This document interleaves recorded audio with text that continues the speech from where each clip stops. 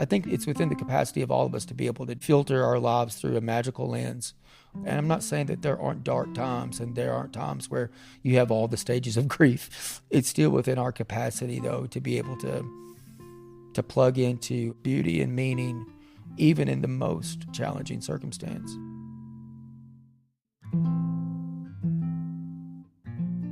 Rob Shaver has been living with stage 4 cancer for over 20 years.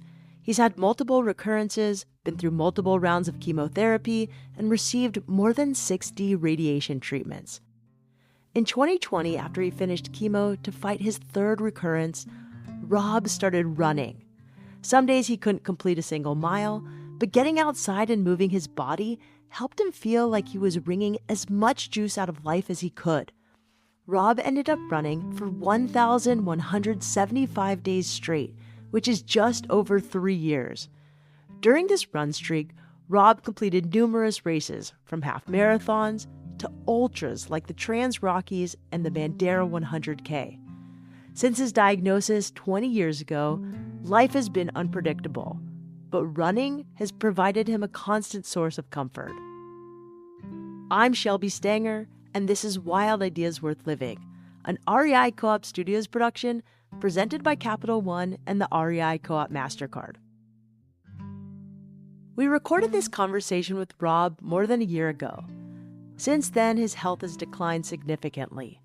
We're sharing his story now with the blessing of Rob's family because his resilience and his message of hope continue to inspire us, and we believe it deserves to be heard.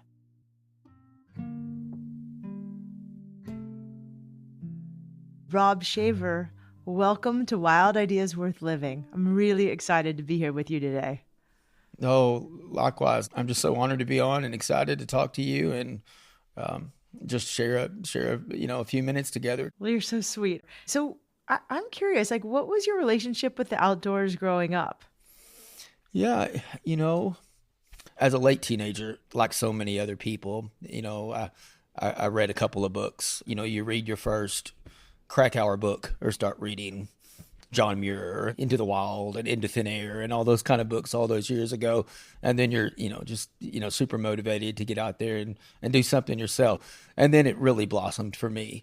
So did you start going camping or hiking or trail running? Because I don't know if everybody's read Krakauer and John Muir, but I think a lot of people listening to this podcast probably have. Exactly. Yeah, kind of like almost like the requisite quiver of books, to kind of prepare your mind and body for adventure.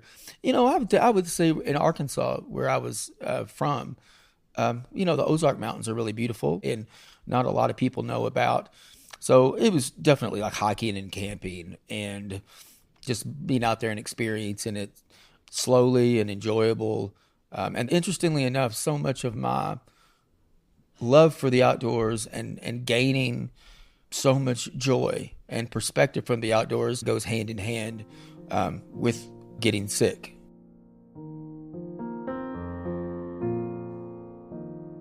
In 2004, Rob was diagnosed with stage 4 Ewing sarcoma, a bone cancer with a high incidence in children and young adults. At the time of his diagnosis, Rob was only 28 years old, and his prognosis wasn't good. The doctors expected he wouldn't live more than a few years, but Rob has defied what anyone thought was possible. When did you get sick? In 2004, I had a 15% chance to live 5 years. Well, you sure surpassed what they thought.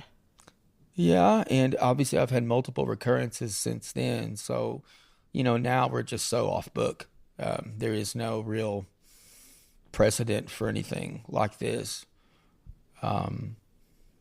No, there's no real journal articles to read or any kind of peers to find. This is the circumstance. This is the diagnosis. This is the prognosis. There, in the midst of that moment, I looked for encouragement and stories of other people who had just overcome anything. I remember reading a book about a young lady that had survived the genocide in Rwanda. And I listened to tapes over and over about people that had overcome certain things. And I was looking for hope But I do know that if 20 years ago I would have heard about someone who had lived to be nearly 50 and had gotten diagnosed, at that point with that kind of prognosis, it would have been a huge encouragement to me. So let's go back. You were diagnosed at 28, which is really young, but you said that's kind of also when you leaned into adventure. Hmm. I would say in general, just movement. Movement is medicine. It felt so organic and helpful to just move. It was just getting out there and being able to smell, to observe the world in a grain of sand, just every moment trying to drink in as much as I could. We had a local mountain where I lived, just a small little, like 600-foot climb to the top, but a 360-degree view. And I would just go out there and I would do it over. Every day, hundreds of times in a year, over and over. And that's just something that I had just right there, experiencing the outdoors as deeply as I could, just right there on that little mountain in the Ouachitas. I think what's so cool is that you found a piece of nature that brought you, a lot of healing and a lot of joy just Yeah. right outside your door. Yep. You didn't need to travel far for it. Yeah, that's that quote by William James. To see the universe in a wildflower is to observe eternity in an hour. I love that quote. I don't think I've ever heard that Yeah, before. yeah. So the challenge in so many things is you don't have to be doing the most incredible thing all the time to be able to drink in the beauty that's around us, just right there. It's right here with you all the time.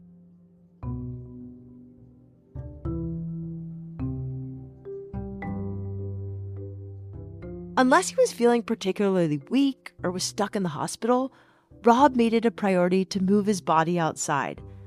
Sometimes that was a walk in his neighborhood in San Antonio or hiking a nearby trail with his mom and brother. In June of 2020, 16 years into his diagnosis, Rob was well enough to go on a run. Running outside made him feel alive, so he kept at it every single day for just over 3 years. He ended up running 1,175 days in a row, logging just over 7,500 miles. You decided to keep running. Yeah, No matter what. no matter what. Talk to me about this. I had doctors that were very honest and open with me. Then I said, well, I tried to run so many miles today. Or is it okay if I go out to the local mountain and try to make it up to the top? And they're like, go for it. And it started just so simply. And so many things are relative to what your circumstance is.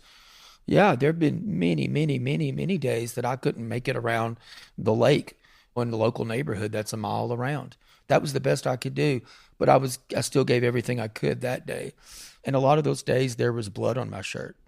A lot of those days I was coughing up blood, but I still saw it through the lens of appreciation to be able to do whatever it is I could do. And I wasn't going to quit moving until I was going to give everything I could to continue. And no doubt I believed that it benefited me on so many fronts, so many. So yeah, it was a big part of my healing physically and psychologically. When you did your run streak, you did it outside. You could have done it on a treadmill. There's days where it's not always hot in Texas. I get it. Like there are cold days. Few. Why? Oh, I can't tell you how much. Like when I was in school, like in grad school and stuff, I used to go to the trail and take my notes with me. And we're talking about like some pretty gnarly single track kind of stuff. Any possible opportunity I had to be in nature in some form, I was going to try to make that happen. Absolutely. And then that's just reinforced if you have to go through something like inpatient chemotherapy where you're laying in the bed all the time and you're hooked up to stuff and you understand that this is necessary and that there's a whole world of doctors out there that love you and care about you and are trying to help you, but you have to live in the hospital for days at a time. And it just makes that need to be out there and experience that much more. So absolutely get outside, just in whatever capacity. I loved seeing the landscaping in people's yards change and how much care that people had about their new plants. In my neighborhood, I'm sure, I've run thousands and thousands and thousands and thousands of miles. Tell me what you've seen. Like, I'm curious, like Oh what? yeah, like when people like change the plants out in the front of their house and are working on adding something. And for all of us, that seems incredibly mundane. But for somebody else at that space that they live in, that's them beautifying the world around them. For Rob, running is a spiritual practice. It provides him a way to be fully present, and it's something that's become incredibly important during his health journey. A few months into his daily running routine, Rob surprised himself and his doctors when he gained enough strength to compete in longer distance races. Over the next few years, he was able to run a half marathon, then a 50K, then a 50-miler, and several other ultras. Is there a race that during that time really stuck out for you? I think for me, Bandera, I did the Bandera 100.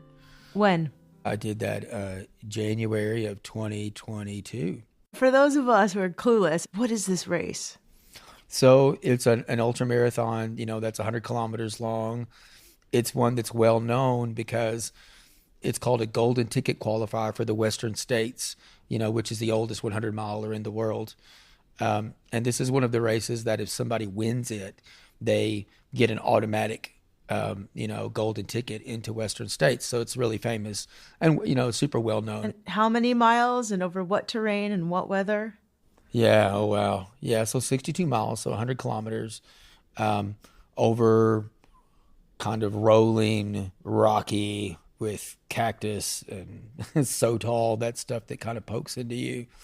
The weather in January was 30s, 40s, misty, cold.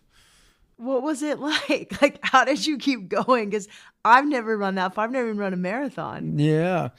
I think for me, and I mean this, I truly mean this, and I hope it doesn't sound cliche, the longer and longer and longer that I've lived and felt so grateful to, because like I said, and I want to make sure this is very clear, I have met some incredible, incredible people going through cancer who are courageous and strong.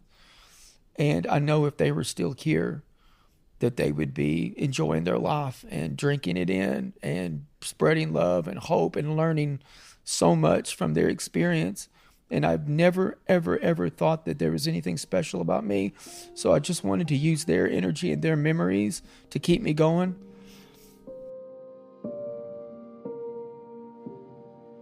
You do these races, and I've seen you run, and you look pretty good. Like, you got solid form, you're a good runner. I was. And people can't necessarily tell that you're sick. Yep. So you tell people, like, how does that change your interactions with people on the road? You have this, like, in some ways, an invisible illness. Yeah, I've certainly experienced that too. I can name you many, many times that there were circumstances in which people would just judge you based on what they see on the outside. If you have for cancer patients specifically, when you don't have your hair and all that stuff, it's easy to see.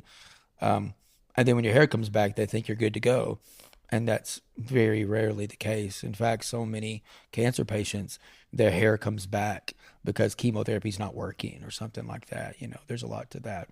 No, it's something that means a lot to me because I know, unfortunately, over the years, I've had the lack of empathy from people because they have an idea in their mind of what malady is or what sick is. So I think the most important thing for any of us then is to know we don't know. We don't know what's happening over there. We don't know what's happening in the house next to us. We don't know what's happening in the cars that are driving next to us on the freeway. So hopefully that kind of thing elicits more compassion because, yeah, the picture of trial and real struggle can have a lot of faces.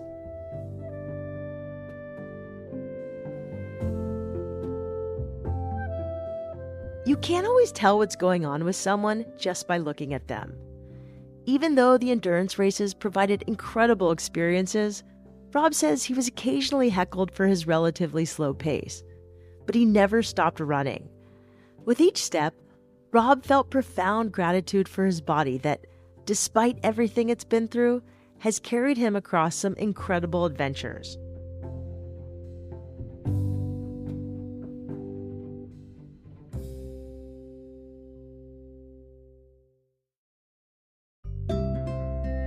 Every year, Capital One and the REI Co-op MasterCard program proudly donate $2 million to the REI Cooperative Action Fund. The fund supports hundreds of nonprofit partners that are creating a more equitable outdoors for everyone.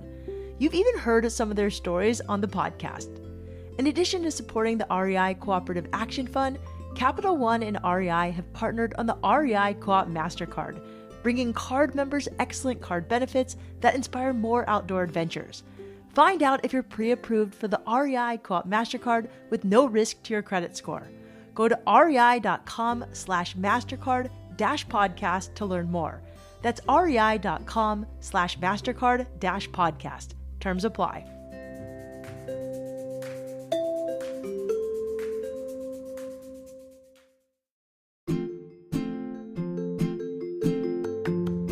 Whether you're a hiker or a trail runner, you know that no two trails feel the same. Some involve a rocky climb with switchbacks, and others are a smooth path through a forest. That's why REI Co-op has shoes built for every turn, every surface, and every mile. You'll find the latest footwear from top running brands like the new Ultra Timp 6 and the Brooks Ghost Trail, plus clothing and gear from Rabbit, Swiftland, REI Co-op, and more. REI has you covered this season, so skip scrolling through endless gear reviews and guessing which shoe is right for you. Stop by your local REI to get personally fitted or shop rei.com. REI Co-op. Run every trail.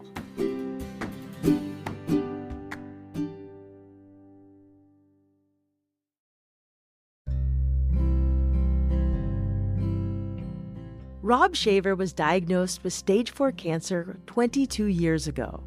Since then, he's defied the odds, not only surviving, but also competing in multiple marathons and even ultras.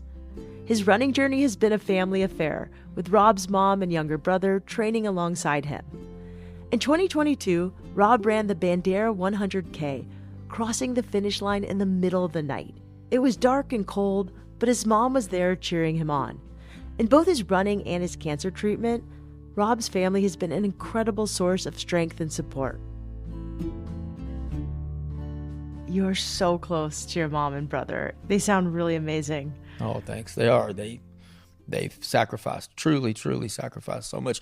Caregivers throughout all of this, I see what they've been through, and I know the nights. I was in inpatient chemotherapy, so I stayed in the hospital for weeks at a time. How many nights have I seen my mom sleep next to my bed? And your mom and brother also run with you. Yeah, so I can remember several times that we entered a race and they ran with me, you know. I think for one of the first ones was like a 20K, so like 12 miles, you know. And I think they were probably more emotional about me. And like you said, I have so much of these finishes and stuff, like Bandera. You know, I finished and it was the middle of the night. There was nobody standing there but my mom when I finished that kind of thing. So they were the ones that were like, ah! And they had seen firsthand. They're the ones that knew what the situation was. So to be able to like share something like that together was like a miracle.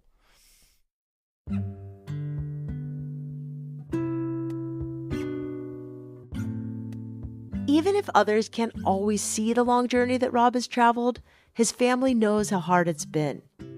In 2023, Rob's health declined and he was forced to end his running streak. But that hasn't kept him from getting outside and moving whenever he can.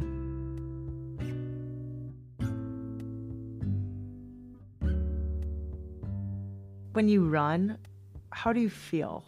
Like, what does running do for you? Yeah, and what's interesting now, and I'll just be, is I'm not able to right now. And that's okay. I've experienced so much of it, and I've been able to walk, and I'm enjoying that just as much. You know, it's so relative. I love your laugh. Thank you. You like the best laugh. It's like a Bert and Ernie kind of laugh. It's such a happy laugh. It makes me feel, you know, I think, and I'll be honest, like my brother has seen it, my mom has seen it. It's been hard too. Yeah, absolutely. I mean, you're going through the hardest thing out of anybody. Like, yeah, what you do every day is incredibly difficult. No, and you recognize that everybody, you know, be kind for everyone's fighting a hard battle. It's relative though. I am so lucky, Shelby. This is just the truth. I know you've interviewed lots of people. For me to sit here and talk to you and know that a very imperfect young guy, 28 years old, and just normal, whatever, was diagnosed stage 4, and I'm still here talking to you at 48. I mean, yeah, I'm grateful. I'm grateful. Obviously, to survive this kind of cancer takes a certain mental fortitude. And I know you keep saying you're just lucky and, but also to do an ultramarathon takes some mental fortitude. So, is there something you say to yourself while going through these times that goes through your head when you're So going much. through really hard? Or are you singing? Because I also know you're a singer. So much. So much. I think the thing that especially something like this that's lasted this long, it's been a lifelong process, Shelby, of psychological constructs and being able to deal with situations and circumstance, whether that's reading the Bhagavad Gita and trying to sound like a super nerd to It's Dr. okay. I like that Seuss. too. I like You know, Dr. Seuss too. I love this right? spectrum. This is a good spectrum. Absolutely. There are some profound kind of paradigm switches that happen when you're given kind of there's a 50-50 chance you're going to live to be 30 years old kind of situation, which was mine. The one that I always have used, and I'm a big fan of Eckhart Tolle, The Power of Now, is accept all circumstances as if it's the one you would have chosen. And of course, another easier way to say that is I am right where I need to be. I have used tools and mantras and ways to reframe my circumstance. I have certainly used present moment awareness and acceptance and finding purpose and meaning and learning to embrace what's difficult. I mean, obviously, anybody that interviews a thru hiker talks about embracing the suck. I'm not saying it's the worst thing in the world, but stage 4, those are pretty rough circumstances. And when you see this as accept all circumstances as if it's the one you would have chosen, there's a significant paradigm switch in how you move throughout your day and how you behave. You're just like this giant ball of compassion and kindness. Oh, I appreciate it. You are. You're just like such a nice human. I'm sure there's people listening who are battling some sort of unseen disability or illness. Any advice to them? Yeah, it's tough. I think the advice I would probably be some of it the same that I would hopefully give to anybody, to just really, really, really stay present. And like I said earlier, this is a very Viktor Frankl thing to say. Sorry, I'm quoting so many people. I like Viktor Frankl. It's okay. It's finding some place that you find joy and you find meaning, and making sure you stay there as often as you can and walk through the world with honesty and transparency and this resolve to find a reason, a real joy to get up in the morning and do anything. And then, as Viktor Frankl would say, or any of us have learned, then give effort. Give effort. It takes an action, a doing, to some degree, to really turn lead into gold. It doesn't have to be anything wild. I mean, it almost pinches me a little bit, and I surely don't want a ton of credit for it, that in my state, to able to cover that many thousands of miles or whatnot. But it all started with just around the block one time.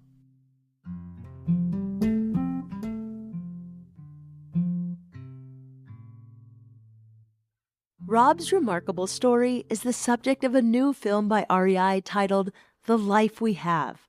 We'll leave you with a clip from the movie where Rob is singing for his friends and family at a small concert. Rob has been a musician for a long time, but because of his cancer, he only has one fully functioning lung. Throughout his treatments, singing has helped him with his breathing and his lung capacity. The ability to make music has always been a comfort and a source of joy for Rob. Plus, his voice is beautiful. Thank y'all so much for coming out. I don't really know what to say. A lot of you know the health my health situation. And many years ago, when the doctor told me that like I might have to live the rest of my life on oxygen, I got real lucky that when I went home and looked up, one of the best things you can do for your lung is sing. Right? I'm gonna cry in this one.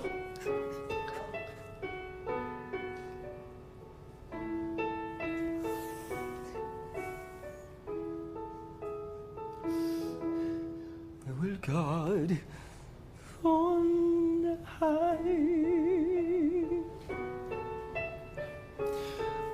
will hear my prayer in my need, where you have always been there. To find out more about the film, you can go to thelifewehavefilm.com. We'll also include a link in the show notes. Wild Ideas Worth Living is part of the REI Podcast Network.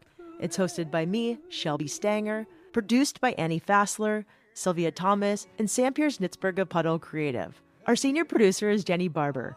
Our executive producers are Paolo Motola and Joe Crosby.